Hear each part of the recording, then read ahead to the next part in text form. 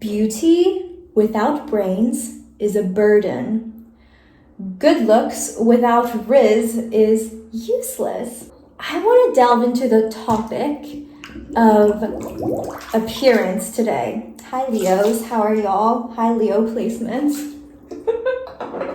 So this is such a huge obsession with our culture, and you see this in media and TV. It's like everyone wants to see photogenic, good-looking people on the screen in media. So you have all these screen tests for actors and actresses, and it goes all the way down to everyday people with the Pygmalion effect of attributing better traits with people who have good appearance, or so-called good appearance.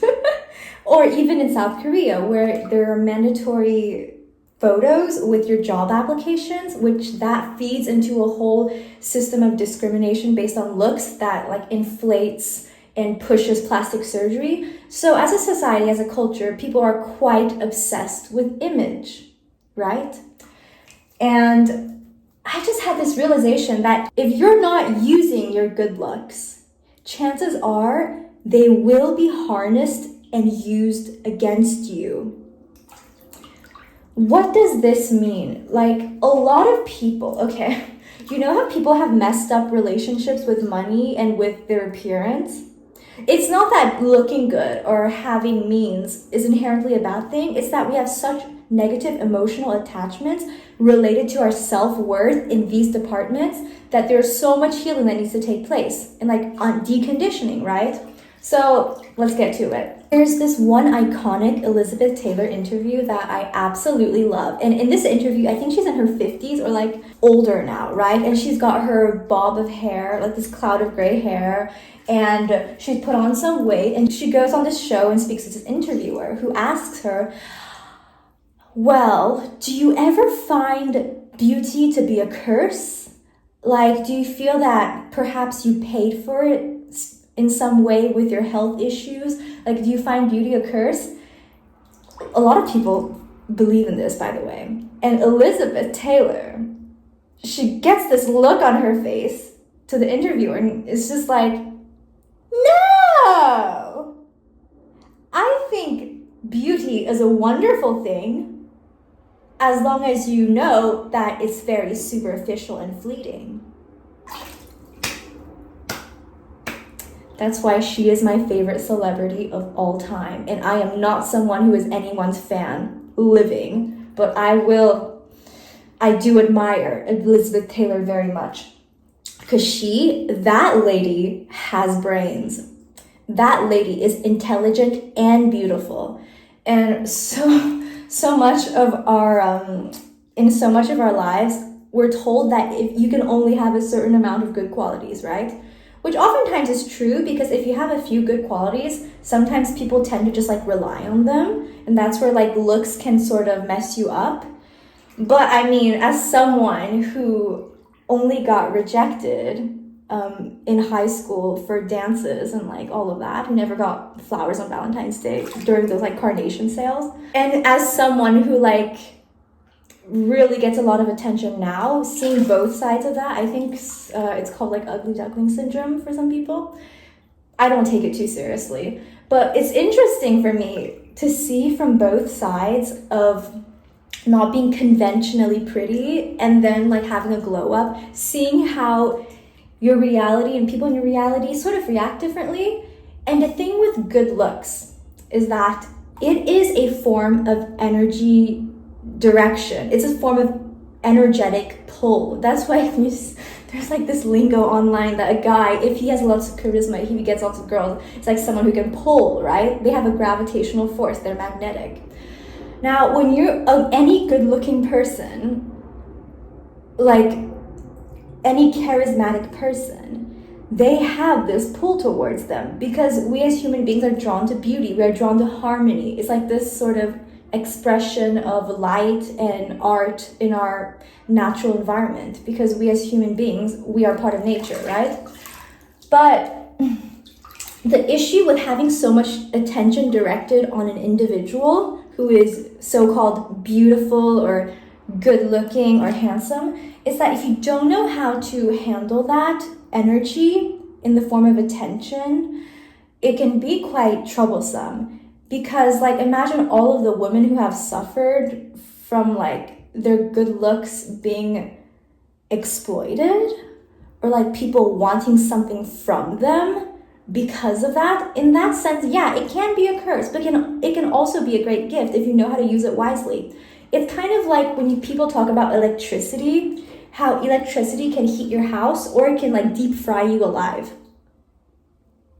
What happens is, as energetic beings, we are capable of harnessing energy and using it for our own benefit. So if you know how to harness this form of attention directed towards you in the form of like, oh, I think you're good looking, I think you have great style, which on another point, I think most people aren't like ugly. I don't think like you can label someone as ugly, really. And even if you're not like so-called conventionally good looking, so much just changes, improves if you just like have good hygiene, have a well-styled clothes. You don't have to be like born like a Greek statue. I mean, it's a mindset of realizing that a lot of beauty is artificial. And Elizabeth Taylor was absolutely right when she said like a lot of these appearance related things, you can't depend your entire self-worth on it because it is fleeting, and that can lead to like really problematic issues later on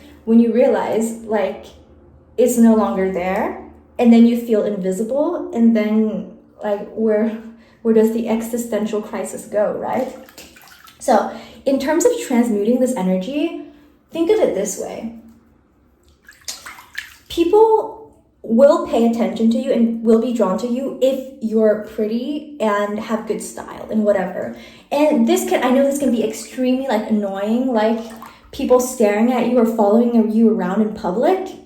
But at the same time, like we miss out on so much of life and on so much of our good qualities by only seeing the negative side.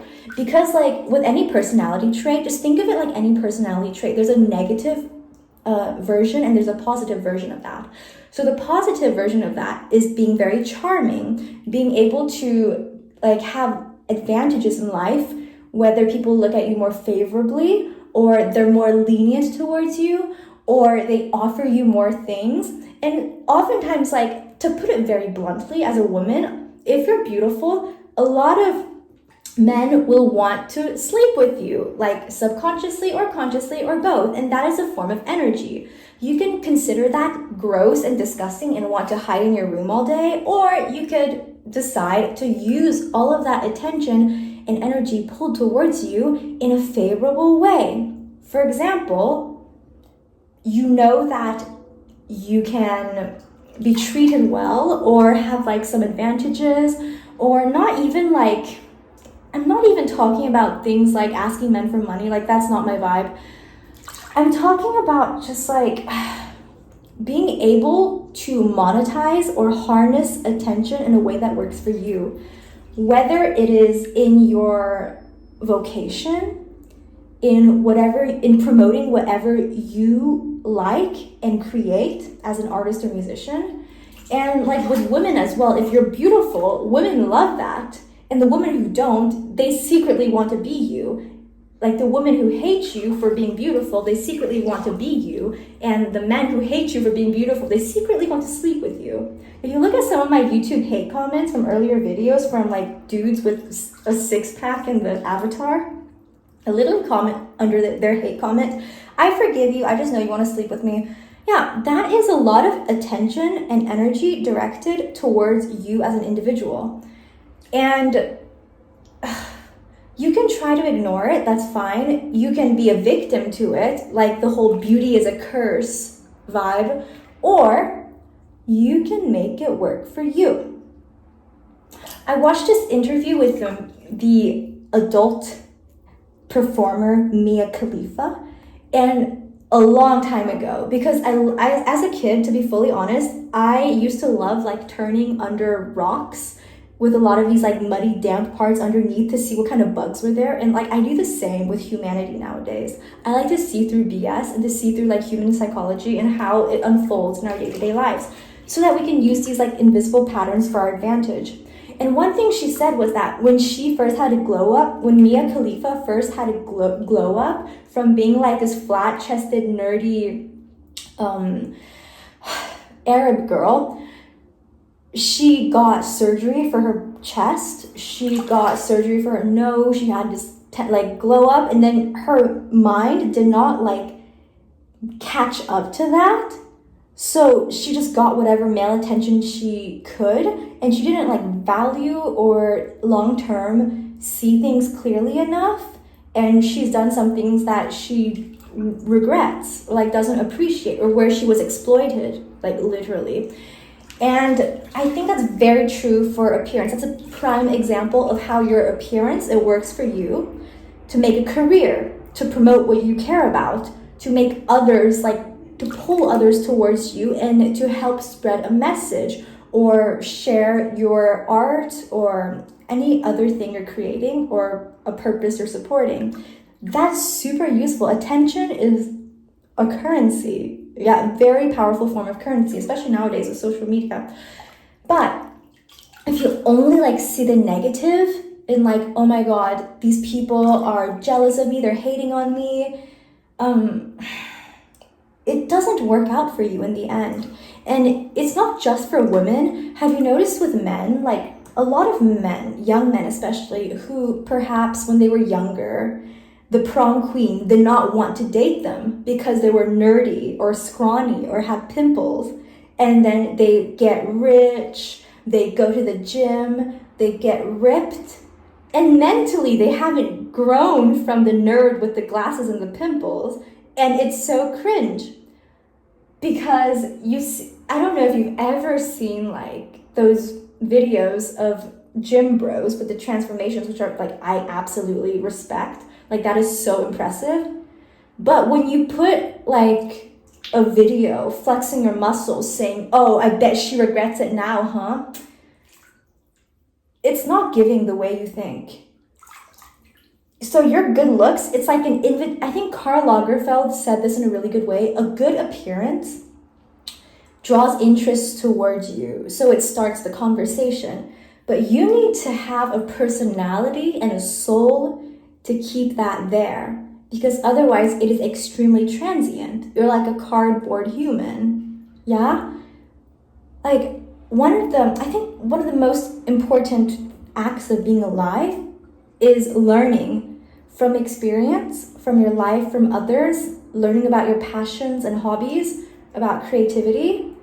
Your appearance is like nowhere near the top, but it's an extremely useful tool for you. This is why I don't get angry if there are like some people looking at me, like on a train or whatever. I don't get, like if someone follows me, of course, I know that's messed up, but it doesn't like send me into a rage the way it used to. Also, conversely, if someone doesn't find me beautiful, like I literally do not care. Because people's ideas of what's beautiful, it changes all the time. What you find beautiful could be like horrendous for another person, and what another person finds so sexy could be disgusting for you. Okay? And just work with what you have. See the positive version of everything you have. And the trick to this, when it comes to your appearance, goes with your intelligence, goes with your wisdom, goes with your street smarts. Because when you have all of this attention directed towards you in the form of you're so attractive, I want to be you, I want to look like you, or I admire you, I want to sleep with you, that's a lot of energy, like all directed towards you. And I mean, I drew this little cartoon recently that said, what it's like being a girl. I'm pissed if they look at me, but I'm pissed also if they don't look at me. So come on, just pick your evil, or pick your good, rather. Yeah, so just a reminder, a lot of people, they see things either as good or bad in just a one-way mirror. And I think the key to winning or like harnessing the positive in any quality you have is literally just like run with the good version. Because if you get bloated down or like dragged down with like all the burdens of having your talents. Oh my God, I'm so smart. Like people are just so boring to me. Boo, you whore. Oh my God, I'm so beautiful. Like men only want me as a token, or women hate me, they're so mean to me. Do you know how many people are like suffering, getting surgery, getting scars, traumatizing their bodies and paying for that just so they can look a bit more like you? But on the other end, like, even when you do work really hard towards your appearance, which you have a total right to, and like, if you can improve your appearance and that's one of your goals, then go for it. But know that your human value doesn't come from that. It's a tool for you, for your being, for your soul to realize a more fulfilling expression. So when I see the artifice in a lot of people's attitudes towards beauty, I mean, people are so obsessed with appearance that there are huge markets around makeup, around gyms, diets, weight loss. And sometimes I just really think you gotta work with the systems in place and evolve them in a way that works for you, rather than to like either quit completely, give up, or like be resentful. Because like those aren't the ways that will help you win. You know what I mean? Yeah. That's about it for today. And just a reminder, at the end of the day, everything is for you, right? And if you don't actively take these traits, like beauty or good looks or good style in your favor, people will likely like take advantage of that. So just be mindful, all right? I love you all so much. And if you want to hear more of my insights and art, you can see me on Instagram under La Princesse des Beaux-Arts. I wish you all a very beautiful life. Okay. Ooh. Highly recommend bath toys. It's like even a shell, it's so much nicer than a shower head. But also like, I guess both are nice. I mean, I have both. But like, bath toys, highly recommend. Candles, you can even get like wind up fish. That could be a little weird though. But still, like, highly recommend a shell for beauty magic. Okay, bye! Oh my god. Crazy chica.